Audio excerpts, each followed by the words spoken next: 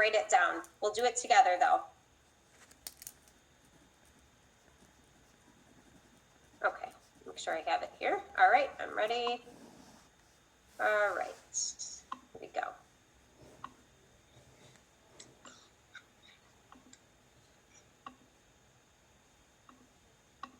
All right, here we go.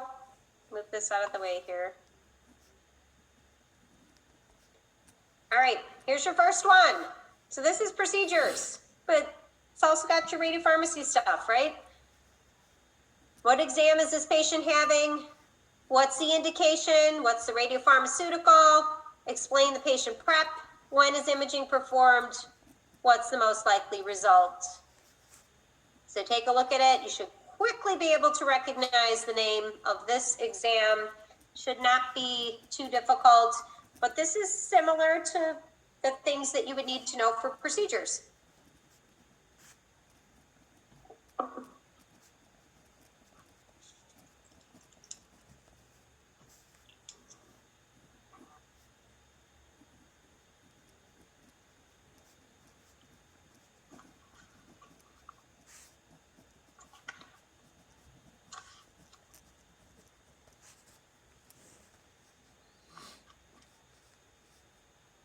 All right, let's knock this out, guys. All right, Francesca, what exam is this patient having? DET scan. Good. Rachel, what is the exam indication? Parkinson's. Parkinson's, yeah. So essential tremor versus Parkinson's, right, exactly. Chris, what is the radiopharmaceutical? I-123 ioflupane. Correct. Is this not working? There we go. Demonte, explain the patient prep for this one. They have to have their thyroid blocked an hour before. Perfect. Wonderful. And then we might also say, you know, part of patient preparation is making sure they can hold still and all of that, but you got what I was looking for there. Good. So 1 hour before, right? 1 hour before, we will actually give them a thyroid blocker, and then we'll inject our radiopharmaceutical, right? All right. When is imaging performed? Andy? 3 hours post-injection. Good, perfect. So thyroid blocker, wait an hour, inject I-123 ioflupane. 3 hours later, we will scan, right? And I said clinically, sometimes some patients, they still have a lot of background. We do 3 to 4 hours, but 3 hours is a good answer. Good. All right, and Allie, what is the most likely result of this particular exam? Normal, you can see the comma shape, they're symmetric. Perfect.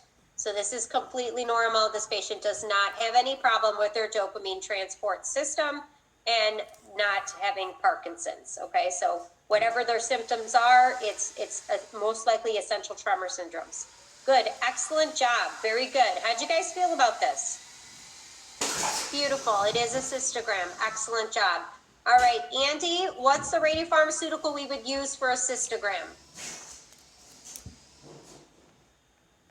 So we're looking at the bladder.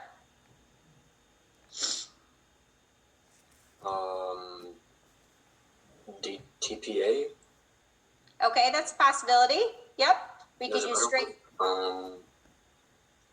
I forgot the other one. We could use straight protectinate too. And then remember what should come to mind when we're thinking of cystograms. There's two different methods we can use, direct and indirect, right? The direct method is most common. We use the urinary catheter and we go infuse. This method of administration is actually called instillation. Instillation, we slowly drip it into the urinary catheter, which goes into the bladder. We fill the bladder. The indirect method, what radiopharmaceutical would we use, Allie?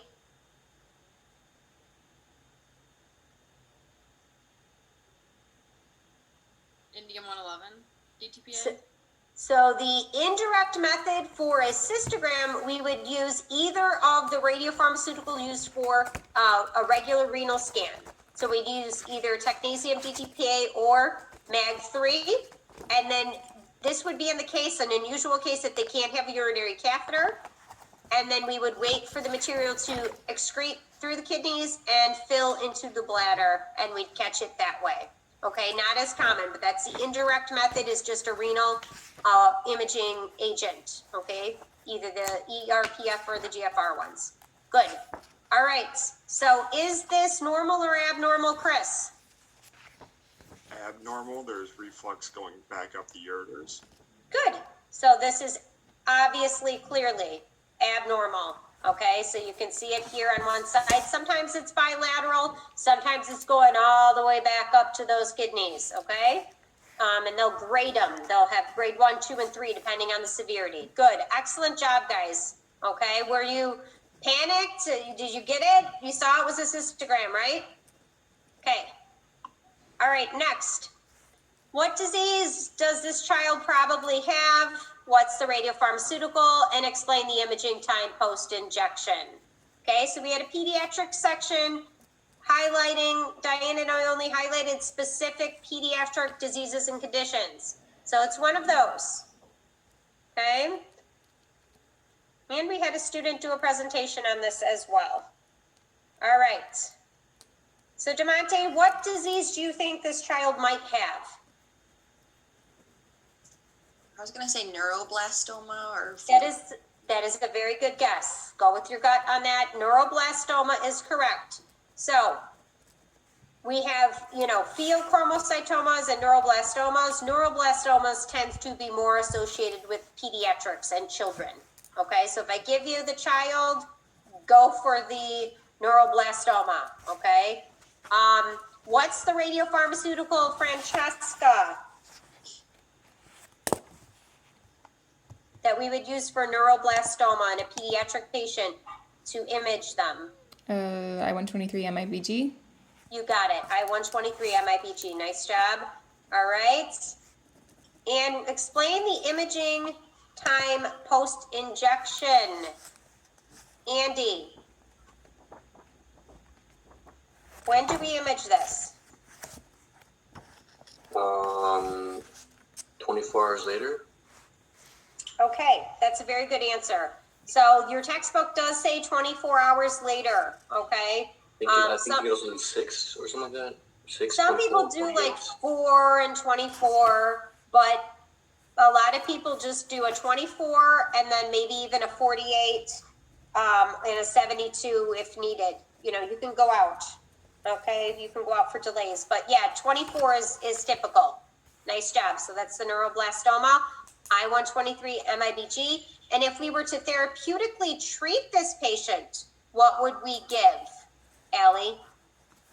I-131 at MIBG. Good, you got it. Beautiful. All right. What is this exam? The dose, and is it normal or abnormal? You have to look at the biodistribution on this one. We're back to Chris. So take a minute, look at this one. I know sometimes it takes you a second to go, uh-oh, what is this? I'm picturing GI bleed. Okay. It's not, so try again. Good guess. You saw something in the intestines, but that should give a clue that there is something in the intestines.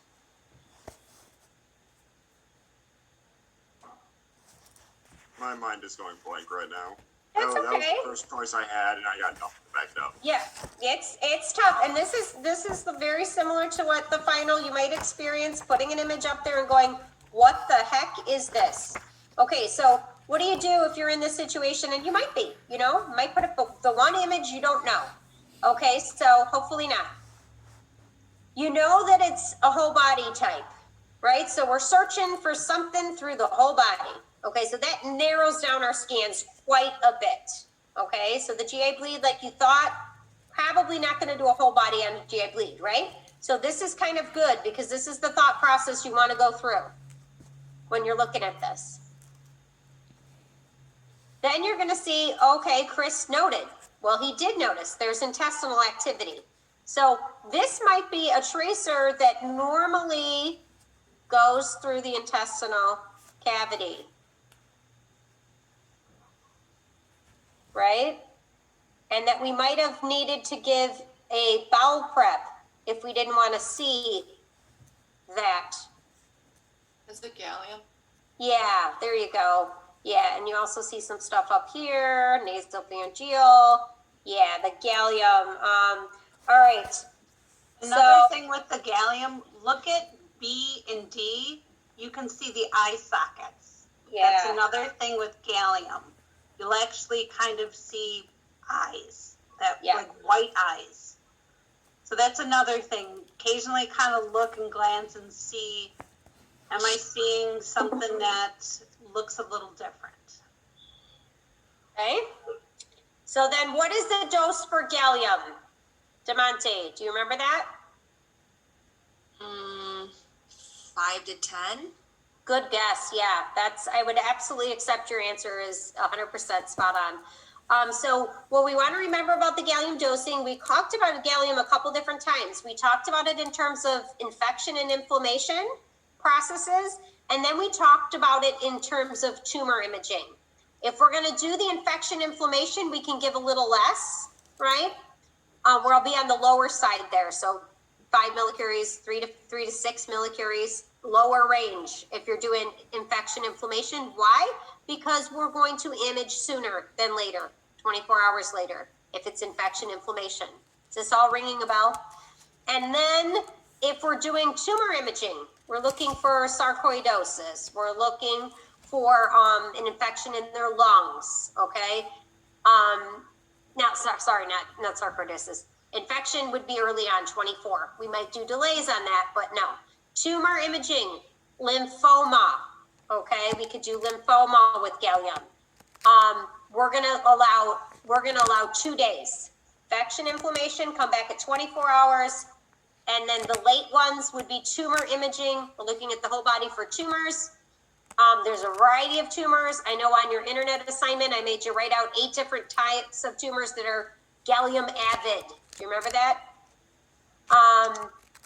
So those will give a higher end dose because we're going to scan 2 days later, okay?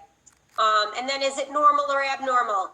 So a lot of these that we give, I just want to know, can you determine if it is or isn't, like critically thinking? So Francesca, what do you think looking at this? If I said this is gallium, do you think this is normal or abnormal? Like what might you just say if it was an essay type short answer?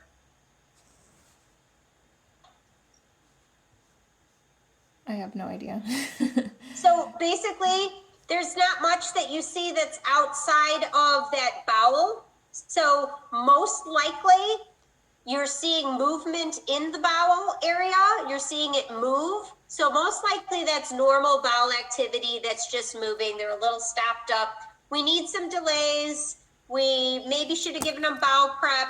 But other than that, you can't really say there's anything grossly abnormal on this one. It's just the bowel activity, okay? So something like that, if I see that you're critically thinking, that's what we're looking for, you know? There's no way to know. This one, you would say there's no way to know for sure. The radio tracer is excreted through the bowel. If they didn't give a bowel prep, this could be completely normal bowel activity. Something like that, okay? All right, this next one. Andy, you'll start out with naming this exam. And then we want to know if it's normal or abnormal, but that will be the next person. Move our faces. Come on, faces. Liver spleen. Okay, sorry. My darn. Okay, yeah, okay, so name the exam. What exam is it? It is not a liver spleen exam. Although the tracer does go to liver spleen. Again, look at what I'm presenting you. If I'm going to give you a liver spleen exam, I'm probably just going to give you the field of view of the liver spleen area. If I'm giving you a whole body, you're going to think of the whole body exams we covered this semester. Okay, so bone, along with the indium, the gallium, the ceratec, Indium. I-123. White blood cell. So this one is, yeah, I mean, This one is an Indium 111 white blood cell scan. Because we see, where does that one go? Normally, Andy was right in noticing it, liver, spleen, bone marrow, and it will accumulate in areas of infection, right? So abnormal would be if an infection shows up, right? So this looks what? Who are we on, DeMonte? Normal? Normal, yeah. This is the normal distribution for Indium 111 white blood cell. I don't see anything. Good. Liver, spleen, bone marrow. State the biodistribution. When is imaging performed? Allie? It's like 6 and 24 hours. Okay, so if it's a technetium white blood cell, we would image maybe 4 and 24. We'd image sooner, 4 hours, 6 hours. If it's an indium version, we usually have them do 24 hours for the scan. We would start there. We might need delays, but we would take their blood, send it out to the radiopharmacy, re-inject it, and then whatever time we re-injected it, about 24 hours later, we're going to scan them head to toe, medium energy collimators on, and we might need additional imaging depending. We might also add technetium sulfur colloid just to confirm or deny a suspicious area being bone marrow or not. Right? Sound right? Makes sense? Good. All right, how about this one? Chris, which exam is this? That is a sternogram. Good. Cisternogram is an excellent answer. You can see here all the clues. I'm giving you the 4 hours, the views, anterior, left, right laterals, 24 hours and 48 hours. So obviously we know we're imaging over a long time period. So we know it's a radiopharmaceutical like indium that stays around a while, right? Typically our initial imaging for a cisternogram is only to verify that the tracer has not been injected or administered improperly, right? That intrathecal injection, we usually just do a posterior of the spine a couple hours post-injection, but that's okay. There's different protocols and such. So can you identify that this is a cisternogram? Excellent. All right. So Francesca, is it normal or abnormal? What do you think? Looks kind of abnormal. The heart shape. Heart shape, yes, perfect. So those ventricles, we can see they're communicating, right? We've got some movement of that fluid and it's persistent. We can still see it at 48 hours, which is completely abnormal. If you see that heart shape, absolutely abnormal. That's ventricular activity that we should not be seeing, especially as time goes on. Now, what would a normal look like? Andy, what would a normal look like? So if it didn't have this heart shape here, there's a different shape that is considered normal. Lack of activity in the ventricles would appear as what?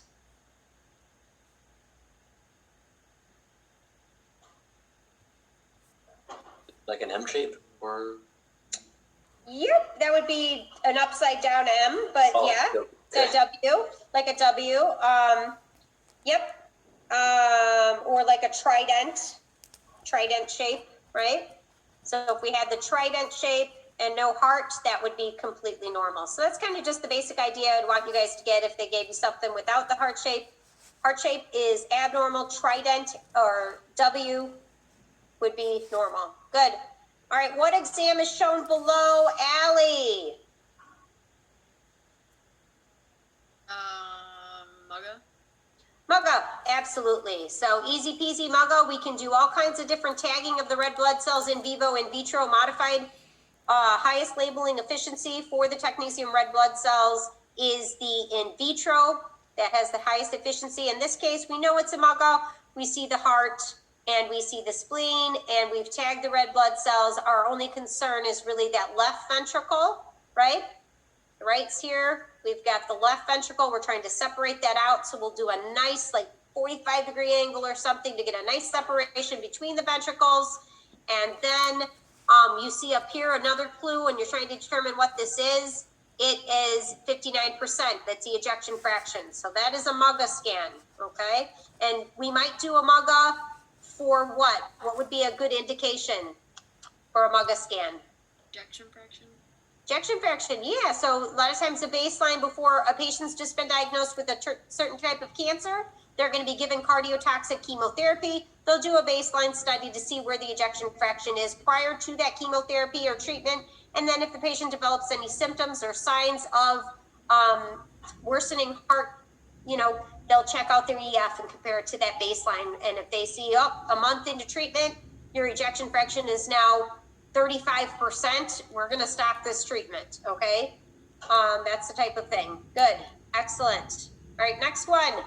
Name the exam below. We're up to DeMonte. What one is this? What comes to mind right away? Brain death. Brain death. Excellent. And Chris, explain the tracer distribution in relation to these findings being normal or abnormal. What do you see or what don't you see? What do you want to say? They are abnormal. There is no activity in like the cavity, not even down the main brain line, whatever it's called. I forgot what it's already called, but there's no activity in the brain. Sagittal sign is good. Excellent. All right, and we see a hot nose sign, which can be indicative of brain death. Not always, but it's a clue. That's called the hot nose sign. What are the kind of tracers that we can use here, Rachel? For planar brain imaging, we can use two kind of classifications of tracers. Ceratec. So ones that cross the blood-brain barrier, ones that don't cross the blood-brain barrier, right? So Ceratec, HMPO, ECD or Neurolite are kind of the more modern ones that we use for brain specs. We can also use them for brain death studies, or we can use the ones that do not normally cross the blood-brain barrier, like for Technetate, DTPA, excellent, and what else? Glucoheptanate. GH, glucoheptanate. Then if they don't normally cross the blood-brain barrier, it is only logical that they would get in only if there is a disruption, tumor, brain death, some sort of break in the blood-brain barrier. Excellent job. All right. Name the exam described below. What radiopharmaceutical was administered? What are the indications for this exam? All right, Andy. This is the description. We're going to wait 15 to 20 minutes following the injection of the radiopharmaceutical. We're going to acquire RAO, right lateral, RPO, LPO, left lateral, and LAO, as well as anterior images for 1,000,000 counts. We're going to place a lead marker strip and acquire a second anterior image for the same time as the first anterior image. In this particular situation or exam, SPECT is optional, but it can be performed. What exam are we talking about, Andy? Liver spleen. Liver spleen is correct. Excellent job. Okay, so if you didn't get it here with all these counts, liver spleen. So you're giving technetium sulfur colloid, you inject it, you wait 15, 20 minutes, put them on the imaging table. You get the same views, kind of like a lung scan. Boom, boom, boom, boom, boom. Get all the views. And then you're going to do one with the lead marker, right?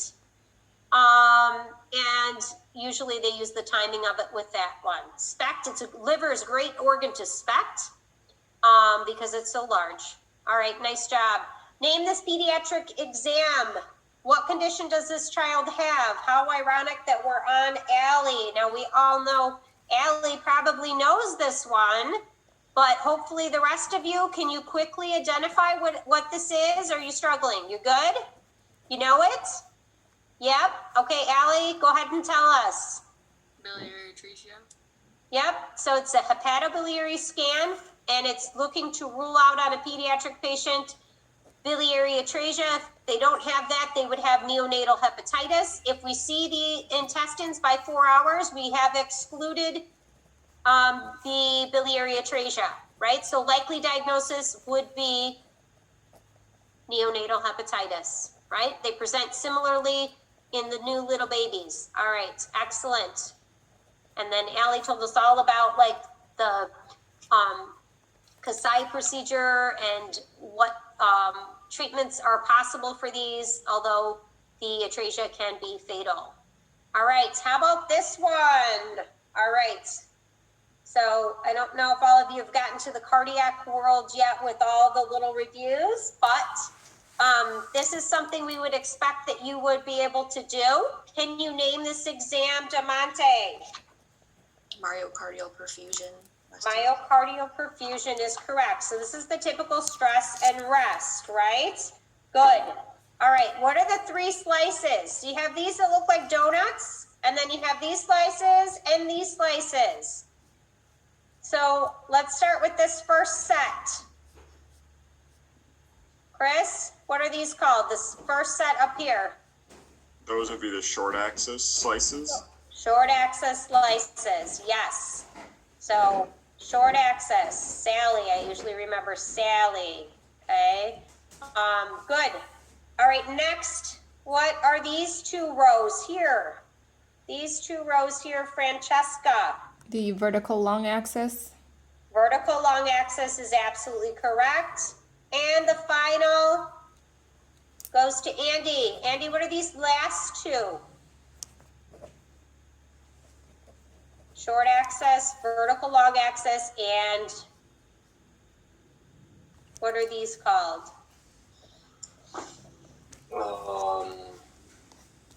I'm not entirely sure what they're called.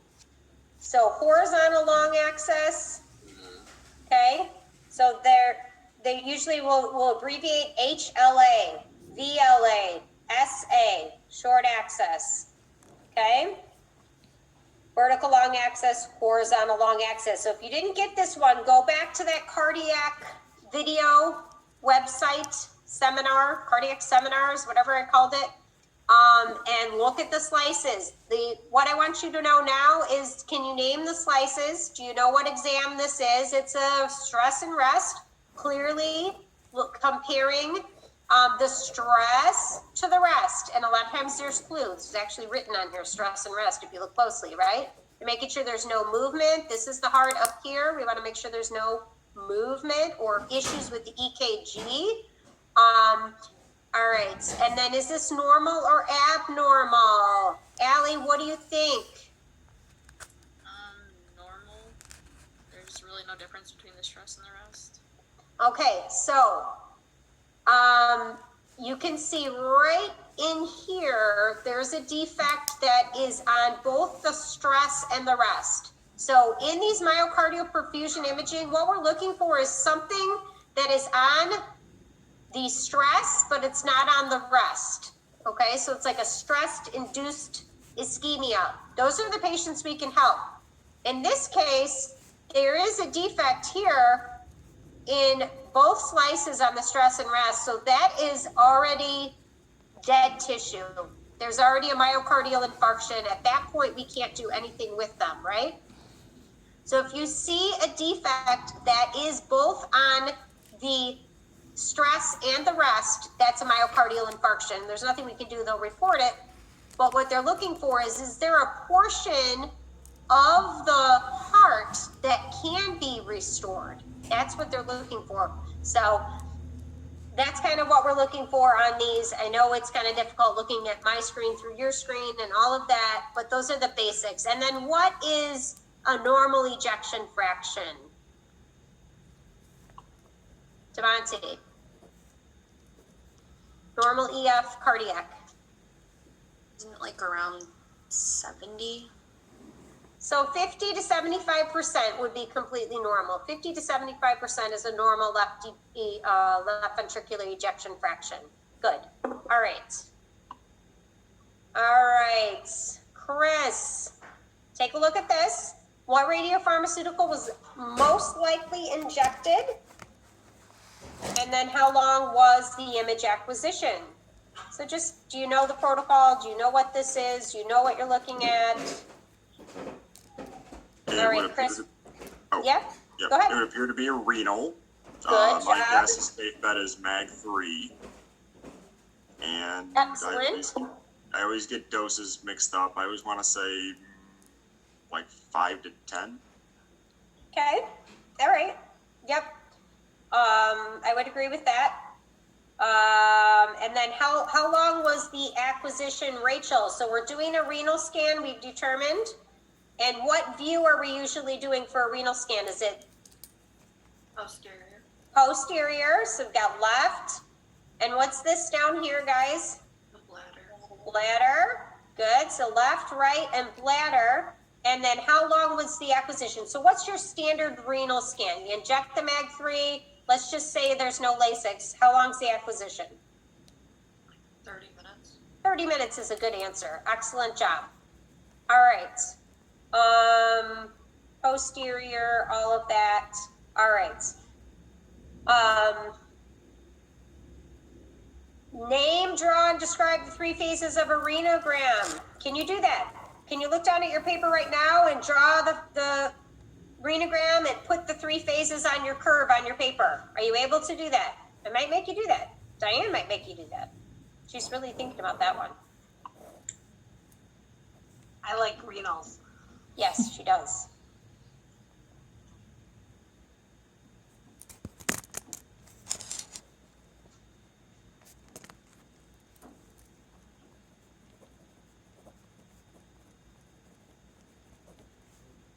And what are the timings? So put the minutes on there. How many minutes are each phase?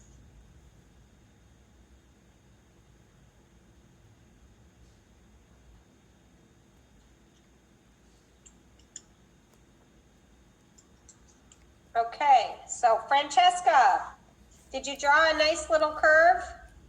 I drew the curve and I drew nothing else. I didn't label any part of it. Okay, so you got the curve.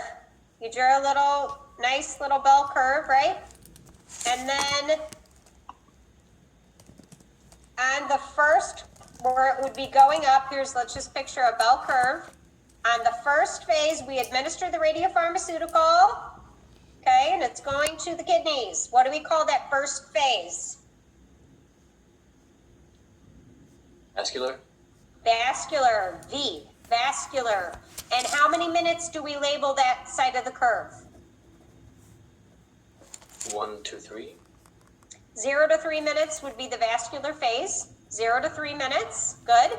Now we're at the top of the bell curve. And what do we call this one? This is where the radiopharmaceutical is actually being processed. Rachel, what do we call that one at the top of the curve?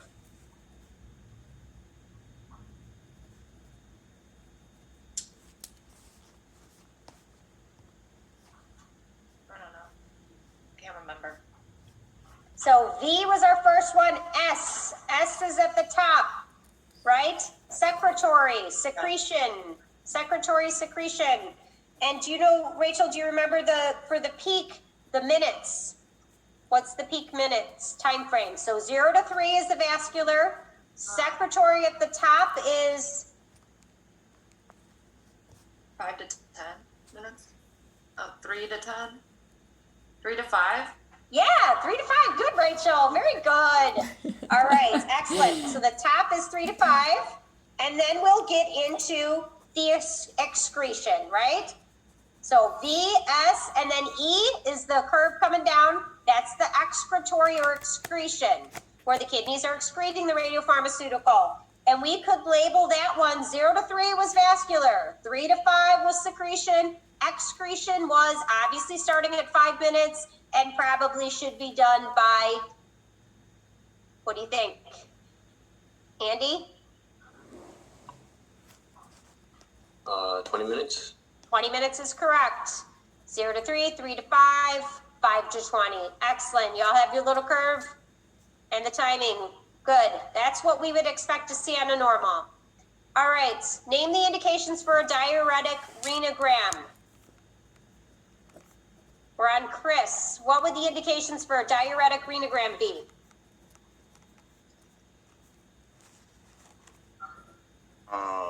Rule out or diagnose nephritis. Okay, most likely not nephritis. Something else, another condition. An inflammation or infection is not usually for a diuretic. Hydronephrosis. Hydronephrosis, or evaluate for obstructive renal disease. Hydronephrosis is a good example. Absolutely. Evaluate for split function, right versus left. How are they working? Any issues with the collecting system? Good. And what is the diuretic we use? Allie, name 2 names. Lasix. I can't think of the other one. Lasix. DeMonte, help her out. I can't think of the other one either. You're gonna get an F if you don't think of it. Starts with an F, guys. Furosemide. Furosemide. Furosemide or Lasix? Because Lasix is the trade name. They might use furosemide on your board exam. Furosemide. Don't forget it. All right. What is the adult diuretic dose versus child dose? As you see, I had to use that word diuretic because I couldn't give you the Lasix word. That would just give you the answer. Francesca, tell me about that one.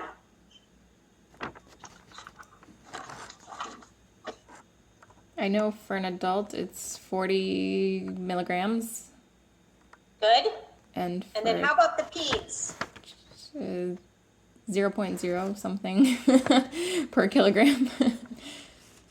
0.01 milligrams per kilogram. Just one. Oh, 1 milligram. 1 milligram per milligram. kilogram. Yeah. Oh, wow.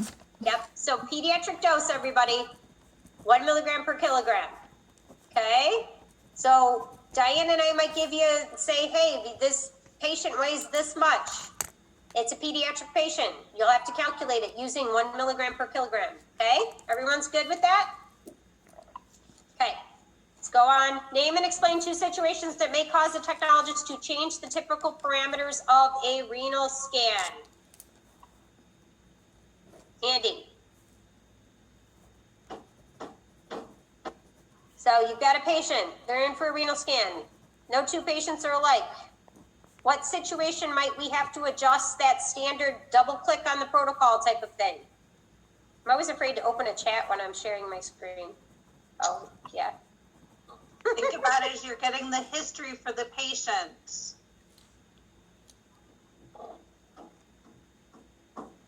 You ask him questions. I should probably do that more often, just because the technologist does that for me before I start the actual protocol.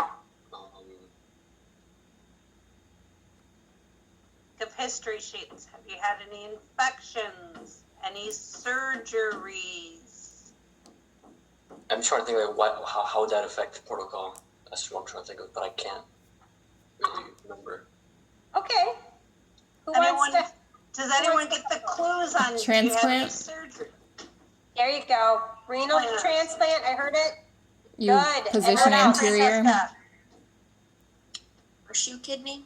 Horseshoe, excellent, right? Because the horseshoe kidney, we might get the spinal attenuation, right? So we might have to do an anterior on a horseshoe kidney or a renal transplant. When kidneys are transplanted, they're transplanted where? Anterior. Anterior, iliac area, right? Depending on which side it's on. Good, so that would definitely be a situation. We would change the typical parameters. We want to make sure our anterior camera's on instead of the posterior. Absolutely. All right. A good tip for anyone who's had a transplant, because they don't always put them in the same spot. Have them put their hand on where their scar is, and then you can position based on where their hand is. So that's a little tidbit reminder of have them put their hand on their scar. Sometimes they put them right over their bladder. Sometimes they put them to the side, depending on where the doctor is able to reconnect the new kidney. Yeah, I've seen them really low. Yeah. All right, excellent. All right, what is the diagnosis of the image on the right? Explain how you arrived at the conclusion, and what's the one on the left? All right, Andy. What do you think? What's this one and what's this one?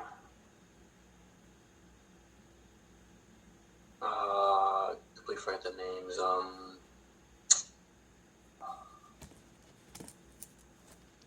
I know the one on the right is probably worse off. Okay, Because it was like delayed or something. torsion or something. I think that's. Uh-huh. Okay, torsion.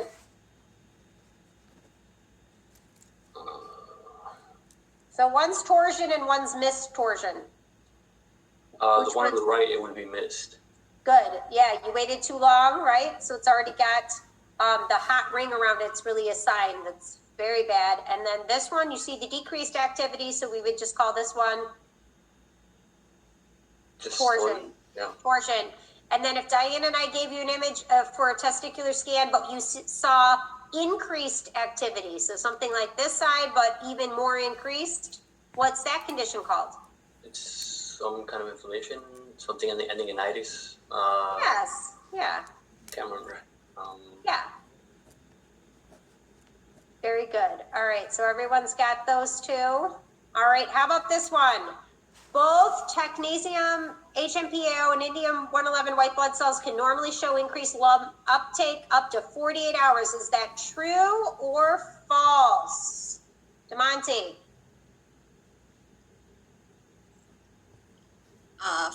False. False, right. And why do you say that?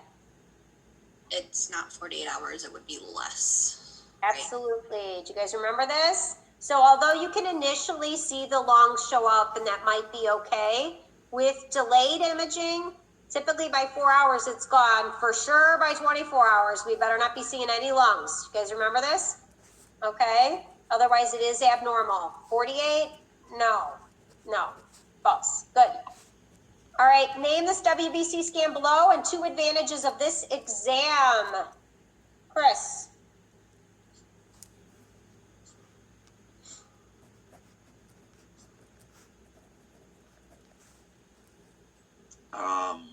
I'm just gonna say 2 advantages would be we can take delays. So I'm assuming it's gonna be a higher energy isotope. Okay, so let's take let's 111. okay, so let's take a look at here. So the clues. This is what you want to do when you get down to your final. Always stop and look at the clues. So we've got 2 WBC scans, right? Because gallium isn't WBC, right? You got your indium and you got your technetium, white blood cell. We're telling you there's a 4-hour and a 24-hour image. There's a 4-hour. We usually don't do 4 hours with indium. They come back 24 hours later. So right there, you should say this is a technetium-based white blood cell scan. Okay, this is the HMPEO. This is the Ceratec. We injected them 4 hours. We see what we have. We would like a 24-hour as well. Okay? Also, the biodistribution should lend way to saying this is something more than the indium. Okay? Because we're seeing some additional activity throughout here. All right.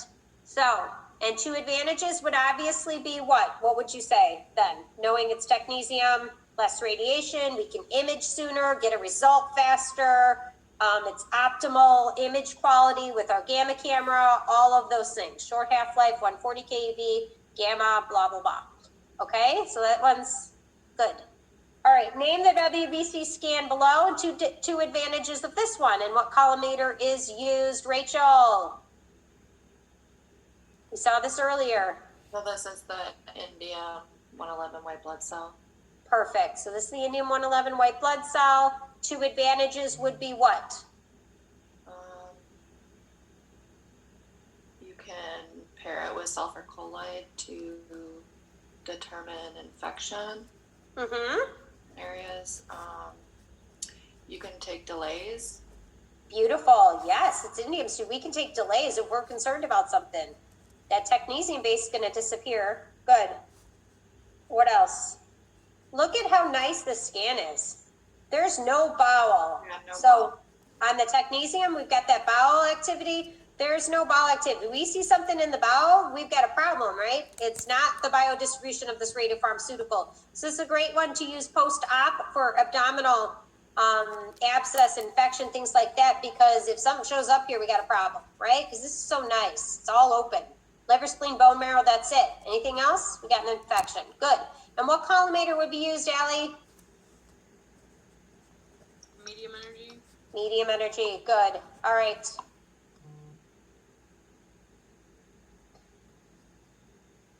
Okay, thought I skipped one. All right, what is the likely exam indication here? Okay, take a look at these images. Diana and I have showed these multiple times. Okay, by now you can see it's written on here. There's clues everywhere for this one. But the most likely exam indication, we didn't have you name the exam, so what's the indication? Rachel? Osteomyelitis. Osteomyelitis is correct. Explain how both these exams will be performed if this physician gives the orders for both the bone and gallium at the same time. Here's the script. I want you to have a bone and a gallium. Andy, how would we do that? Which do we do first? How does it work? Can we do them on the same day? You would do the regular bone first. And Regular then, bone first. Good. Wait. So you inject the bone, 7 a.m., 10 a.m. you scan. Make sure your bone scan images are fabulous. Radiologist doesn't want anything else. When do you inject the gallium? I think for this one it can be done the same day. Yep. As soon as you're done and confirmed you have all those bone scan images, go ahead and give the gallium. Good. Okay. And how much gallium are we going to give? I think we said 5 to 10. Yeah, and it's probably going to be closer to which one, considering Probably this. 10, because it's, or, well, No, if we're looking at infection, it's probably going to be lower. So it's probably Okay. more closer to the 5 because we're going to image them sooner than later. Okay. Good. Excellent. So yeah, bones done, gallium, then we can scan, we can compare the locations. Allie, which one, A, B, or C, is a positive for an infection likely? Is it A? Is it B? Or is it C? C. Okay, so what we do is we look for a spot on a bone scan, and then it appears on the bone scan, but it's even more intense on the gallium. That's the only way. If the gallium doesn't light up, it is not the osteomyelitis or infection. So we can exclude this one. B is absolutely not an infection because although we see something on the bone, we don't see it on the gallium. This is not osteomyelitis. You're gone, B. Bye-bye. All right, A. Now we're between A and C. If the results look very similar, it's called equivocal, and we can't really tell one way or another. This one absolutely looks about the same on the bone and the gallium. So there's no way to know. This is the one I say the radiologist shrugs their shoulders and says, heck if I know, try another test, okay? Maybe an MRI. This one at the top, we see a little something here in the bone, and then we see even more so on the gallium. That is absolutely a positive. This is a positive, this is a negative, and this is an equivocal. Can't tell one way or another, okay? Everyone got that one? Again, you'll have this posted online afterwards, so you'll be able to review it later. All right. All right, DeMonte, name and explain the most likely diagnosis of this patient. Oh, no. Is it the Ewing's That would be a good guess, but it'd be wrong. osteosarcoma? Yeah, so remember, go back to the PEDS PowerPoint. We only gave you a couple conditions. And then you just got to remember, obviously it's a pediatric condition. We see the growth plates, right? So you got to that. Then you're like, okay, let's go to PEDS lecture. Let me just remember which one's in the knee area and which one is more maybe a pelvis. Okay, so just review those, osteosarcoma versus the Ewing's, okay? So that's the other one, Ewing's and osteosarcoma. All right. What exam is the patient having here? Chris.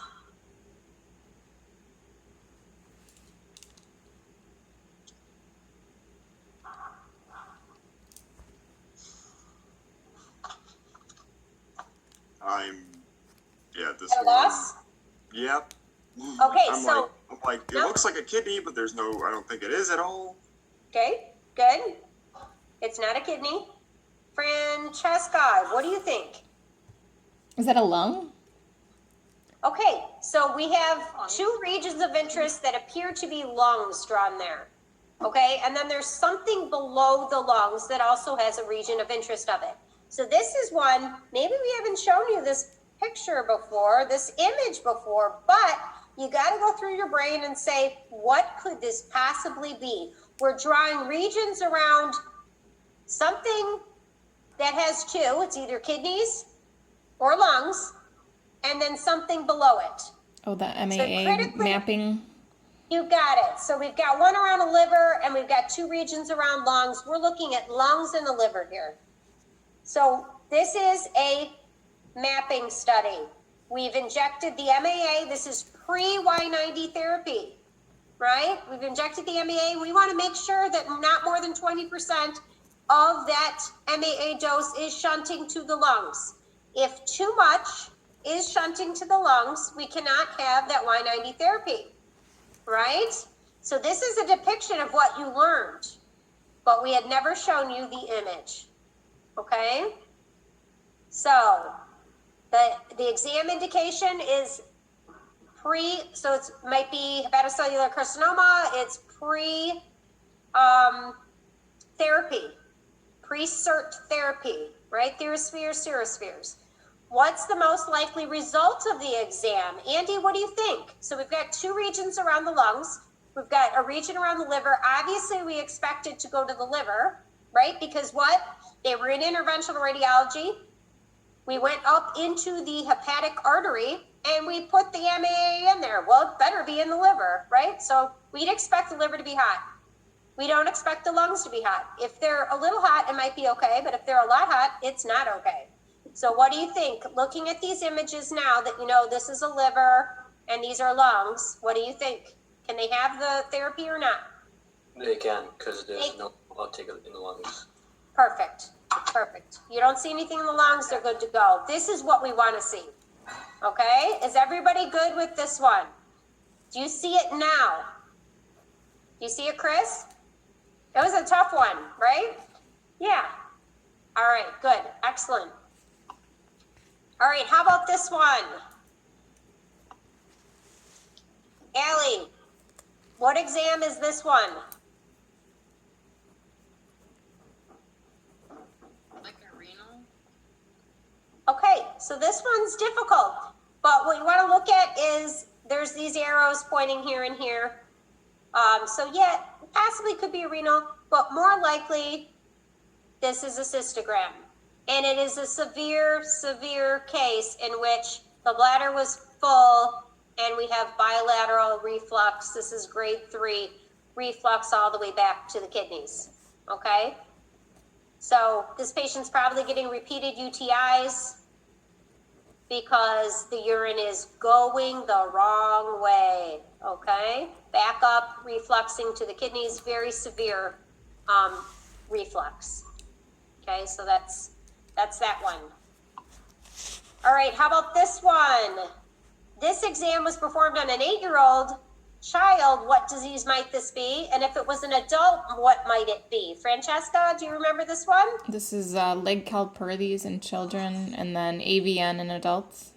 Beautiful, absolutely. So we're doing a pinhole of the hip. We're looking at the hip.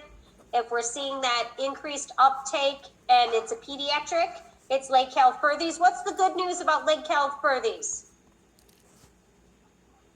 Goes away in like 3 months, 3 to 6 months. Yeah, perfect. So a follow-up scan should show the resolve and the patient's symptoms, limping, all of that would be gone in a couple months, return to normal, whereas the AVN may or may not be permanent, okay? Excellent job. All right. And again, look for the clues because this was, you can see it's a pinhole by the circular shape, right? There's always clues there. All right. Andy, how would you thoroughly explain this exam to the patient? First, you got to figure out what exam is this? And everyone is going, I'm glad that's not mine. Andy, you got this. I don't got this. Right? This might be a little hard one. What do you think? So on the image all the way to the right, you kind of see the aorta where it splits off all the way to the right. Yeah, right here. So I'm guessing this is like a GI bleed, just because Okay. the intestines are roughly around here. and then it's a uptake that moves, apparently. So my Okay. guess would be GI bleed. Okay, I like how you shared your critical thinking with us. Now, there's something labeled H and something labeled S. Those are definitely clues. Now, you've got the radiopharmaceutical right, but you don't have the right exam. Okay, so tagged RBCs. Yep. And this is, what do you think the H stands for? What do you think this shape is right here? So hepatic, so liver. Nope, that's the heart. Oh, the heart. Okay. And what's this one? What's an S that's below the heart on Spleen? the left side, the spleen? Yeah, so heart and spleen. So we've got the heart and spleen, and we're looking, that's the posterior, the left. So this is the right. What's below the heart, right side? Be the liver. That would be the liver, absolutely. That right upper quadrant has that liver in it. So this is a liver study with tagged red blood cells. What's this study called?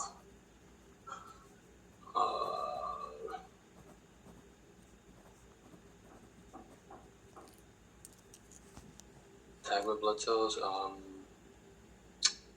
Kind of blanking for some For reason. the liver. Allie, help them out. It's a tough one. Hemangioma. Hemangioma study. So this is the one I said be careful of. Someone will come in with a liver spleen script, but the diagnosis is hemangioma. You don't want to give them the sulfur colloid.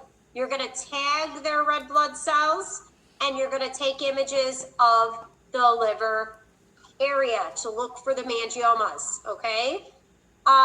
This is also commonly, we spec this one as well. Sometimes they call this a liver spec study, but remember, it's because of the hemangioma. We certainly can spec a liver spleen study because the liver's so big. But this is particularly a hemangioma study. We've tagged the red blood cells, and I think Andy did a really nice job of kind of thinking through it, going, I think this is red blood cells. He was right on that. He absolutely was. So good job. Excellent. Okay, tough one. All right. Is this symptomammography positive, and what 3 views are standard for this exam? It's kind of blasted out on this one. Sorry about that. DeMonte, is this a positive scan from what you can tell, and what 3 views are standard for this exam? Yes, it's positive. Good. And the views would be anterior, anterior and then laterals. Good. And so when you do a symptomammography, remember, this is the one I said that students confuse with a lymphoscintigraphy, right? This is a symptomammography, so it's the nuclear medicine version of a mammogram. We use technetium sestamide, also called miraluma, right? And we inject. If this patient had left breast cancer, where would we inject? The right. The right side. And we might even go to what extent? Inject in the foot to make sure we don't infiltrate this dose. Because if we infiltrate this dose, we can light up the lymph nodes. And then we can't tell if the lymph nodes are actually involved in the disease or not. So we do not want to infiltrate this dose, okay? And then the views that are standard. So after we administer the radiopharmaceutical, which view for procedures do we start with? The lateral of the affected side. Okay, so we take the lateral of the affected side, then we take the other lateral.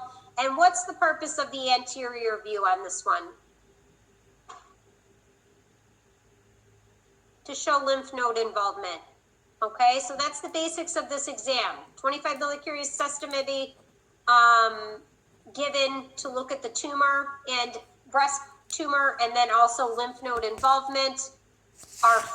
After we give the injection, we position carefully, and we will do the 10 minutes, usually 10 minutes each, 10 minutes of the affected breast. And this is one that we're positioned how? What's our positioning? Supine? Prone. If it's Prone, if it's a standard gamma camera, it's a prone positioning. Okay, 10 minutes of the affected breast first, then 10 minutes of the other breast, and then anterior for 10 minutes to show those lymph node involvement. Excellent job. Good. All right, next is, what are the areas of bilateral increased uptake, and which image did you position and why? Chris, this one's yours. So the increased uptake is in the growth plates. Okay. And is this Chris's image? If Diane and I came in and checked you at clinical, did you perform this image or did you perform this image? The one on the right? You'd be very unhappy if I did A, so I did B. Good, excellent. And so you properly positioned them. Maybe you put a little piece of tape, paper tape around their feet. You pointed their feet inwards, right? And why is that? Because you want the separation between tibia and fibia. Good. Yep. Excellent. So yes, it works well on the hips and on the leg bones, keeps them all separated nice, avoids extra images, which we're very concerned with children. They can only lay there so long. So absolutely. Sometimes we scan adults like this, they've got back pain, they just aren't comfy, maybe. But for children, absolutely. Toes go inward, heels out, and we get that nice separation between the bones, avoiding repeat images. Excellent job. All right. What type of study is this most likely? Rachel? It's kidney. Good. With MAG3. Okay. Yeah, so you see MAG3 and heparin here. Those were big clues, right? Excellent. What else do you see? What are you thinking? Right kidney is obstructed. Okay. Do you think maybe this might be a transplant Oh, maybe. because of how close? How close it is to the bladder. Yeah. Yep. So if you see, and especially with a pinhole, that would be another clue that this might be a special case. Okay. So obviously, you've got to be given some information, for your board exam. They're not going to just, oh, here's this, but yeah, you can critically think through some of these and go, I wonder if that's actually a transplant. They're doing a pinhole view, and is that what I'm seeing? So kind of just logic through it. That they'll give you the clues you need, like putting the heparin or the MAG3. So the heparin is I-131. It was used years ago. It's not really used anymore because of the radiation burden and the poor quality images.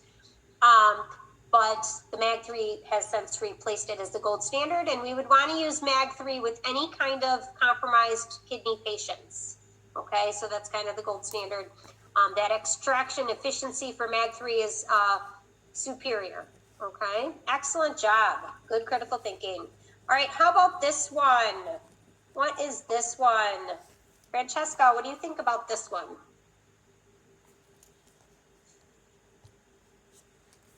We're almost done. Don't worry. Torture's almost over. I see a cold spot. Good. You see a cold spot. Now, if you can see my screen really well, it's actually... It's labeled. Yeah, Infarction of transplanted kidney. Jessica, you did so well. I thought for sure you would not get this one. It's kind of difficult, isn't it? Yeah, so it's an infarction of a transplanted kidney. Okay, so that's just what that would look like. Remember how Andy had the testicular one? It's very similar with that ring around it, okay? We know that's not good, all right? So that's infarction. That's the same thing that we saw in that testicular, the mistorsion, okay? So that's just to see, can you recognize it? Good. All right, what's this one? You guys, I didn't give it away last time, but now you got to say it. What's the name of this one? It's increased, not decreased. What's it called? Epididymitis or something. Epididymitis. Good. Excellent job. All right. This patient underwent this scan in January of 2005. Okay. What was the exam and diagnosis? Andy, what do you think? Because of the location, I'm thinking Meckles. Okay. It's not correct, but good guess. DeMonte, do you remember this one?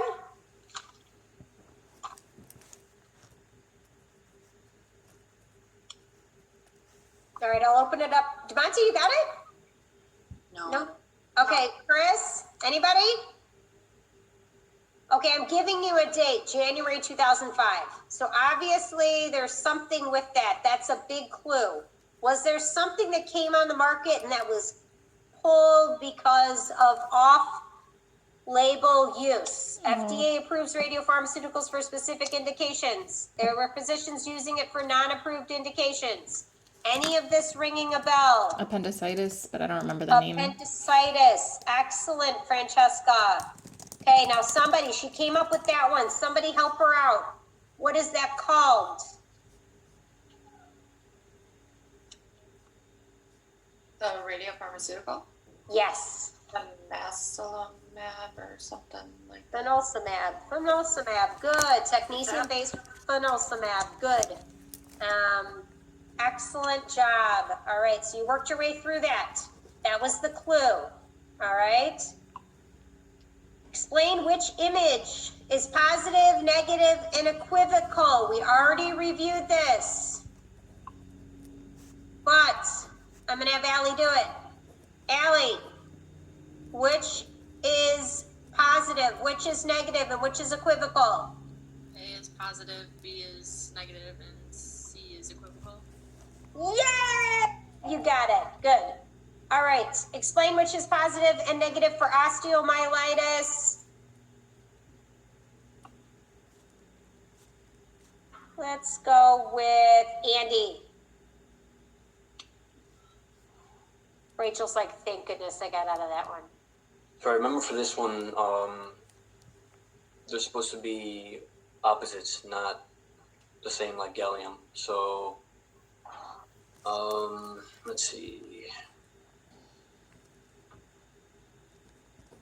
I think if it shows in the white blood cell but not the marrow, it is positive. Okay, very good. So you've got an indium and a marrow scan. What's the radiopharmaceutical we use for the bone marrow? Overcolloid. Silver colloid. So you took this patient's blood, 60 cc's of blood. There was heparin or ACD in the syringe. Sent it out to radiopharmacy. They tagged it to indium. Sent it back. Within a certain amount of time, you re-injected those tagged white blood cells into the patient. You asked the patient to come back 24 hours later. They came back 24 hours later. And you did the whole body. Let's just say you did the whole body with medium energy collimators and Indian white blood cell sand. Then, this is your protocol. Then, if there is some uptake in the area you're looking, then you can give the technetium sulfur colloid for bone marrow. Because we want to know, is this increased uptake due to normal bone marrow activity or is it abnormal? Okay? Indium 111 white blood cells will accumulate in liver, spleen, and bone marrow, and also abnormally in infection. Sulfur colloid only, technetium sulfur colloid only accumulates in liver, spleen, bone marrow. It does not accumulate in areas of infection, right?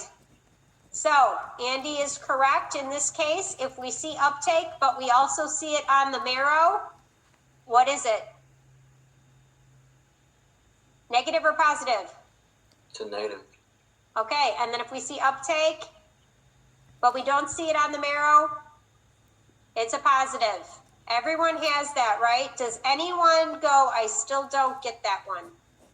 Is anyone struggling with that? I had a radiologist I worked with every time. She'd say, Amy, give me it. Come on, tell me it again. How does this work? They read all kinds of scans. You cannot blame them for not knowing every single detail if they only do these twice a year, right? Does everyone get this? Speak now or forever hold your peace. You don't want to miss it on the final. You get it? Okay. If you don't, you just don't want to say, email us. We'll help you. All right. How about this one? Let's give this one to DeMonte. Take a look at this. What is this radiopharmaceutical? We're almost done.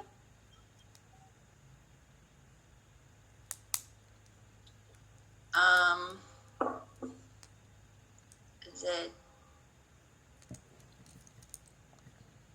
It's a radiopharmaceutical that you did. You did a presentation on this radiopharmaceutical.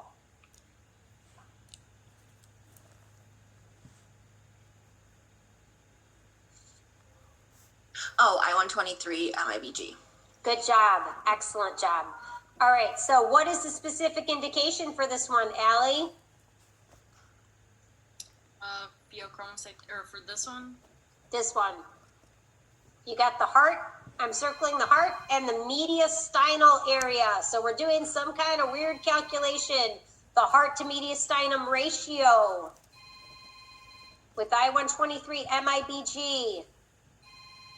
does this one have something to do with like the PCP AIDS? No, but if we were doing that one would be with gallium, and gallium lights up in those patients. So if you see lungs on a gallium, it could be a positive PCP infection, an active infection in AIDS patients. But this one, Chris, you got it? No? Is it CHF? CHF, yes, there's a particular type of class 2 CHF, all these words about it. It's congestive heart failure, and they can actually do a risk stratification on patients that have congestive heart failure to actually put them in a category and tell them, you got only about this time to live, yeah. Or no, it's not that bad. We can actually see here that you're gonna be around for a while. This is a particular indication. It's called AdreView. I-123 MIBG for cardiac congestive heart failure specific indications. It's called AdreView, I-123 MIBG for this particular reason, okay? All right, how about this one? This one goes to Rachel.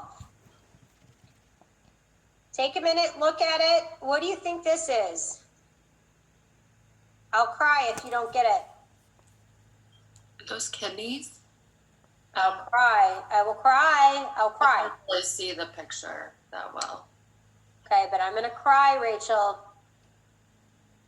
I'm gonna cry.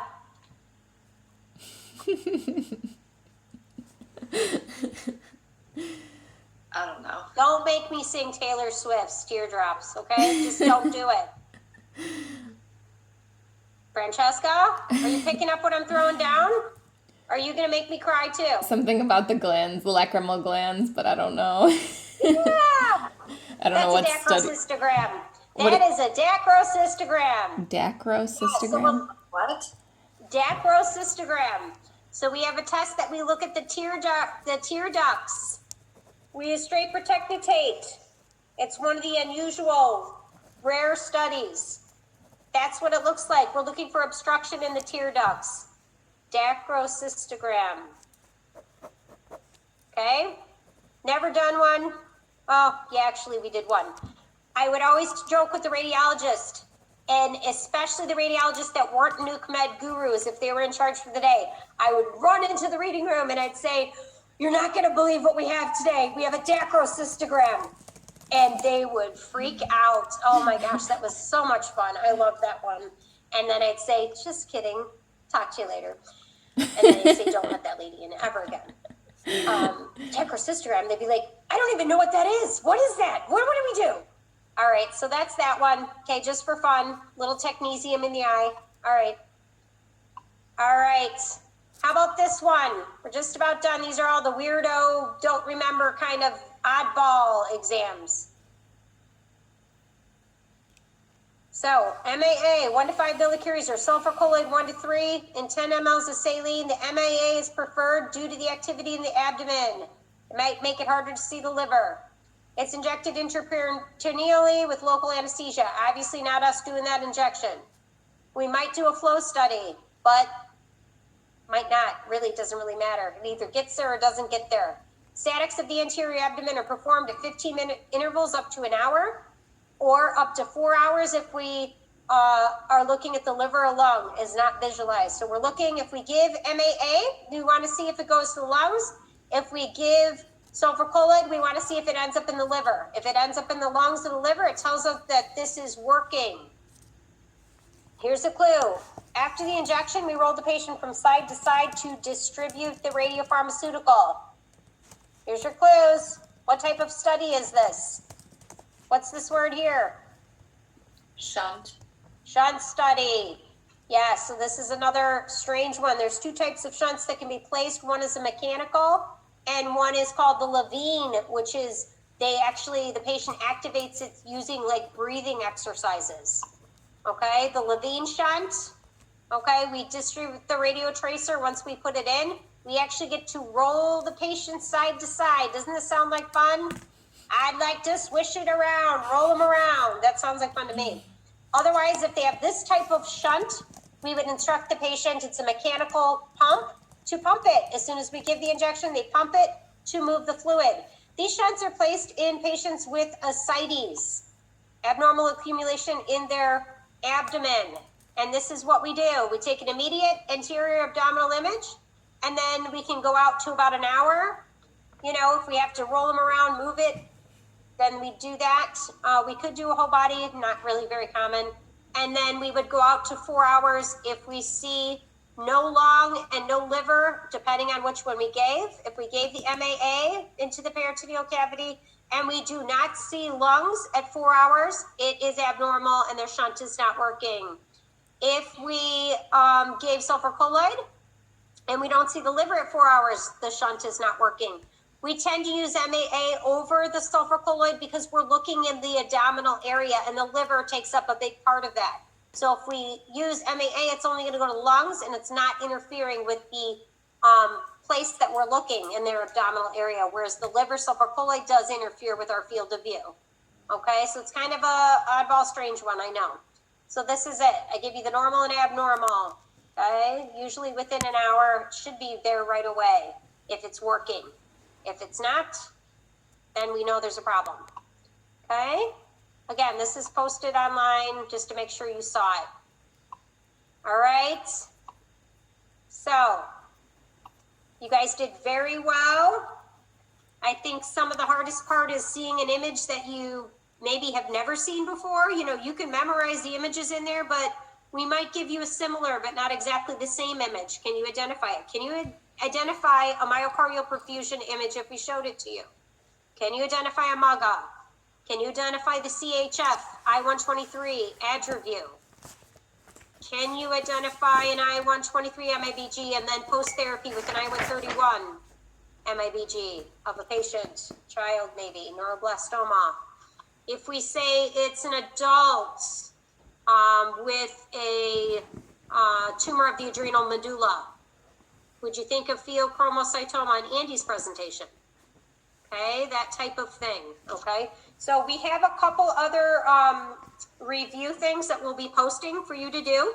There is a multiple choice quiz. If you send us the answers, we will send you the answer key. Don't share with everyone else and, oh, Francesca, you do it, and then just get the answer key and send it to us. Don't do that. Everybody go through the quiz. It's a radiopharmacy quiz. It'll help you with the math, okay? Just for Rachel. That's actually, we call it Rachel's quiz. Yes, Rachel, it's named after you. She's like, why do you pick on me? I don't know. You're just fun to pick on and you take it so well, Rachel. It's just fun. And, you know, we've only got one more semester of this. So maybe I'll do DeMonte next semester. Maybe she'll be first all the time. Yes, Rachel's like, yes, that sounds good to me. Any questions? So Tuesday, you guys are all going to study. Okay,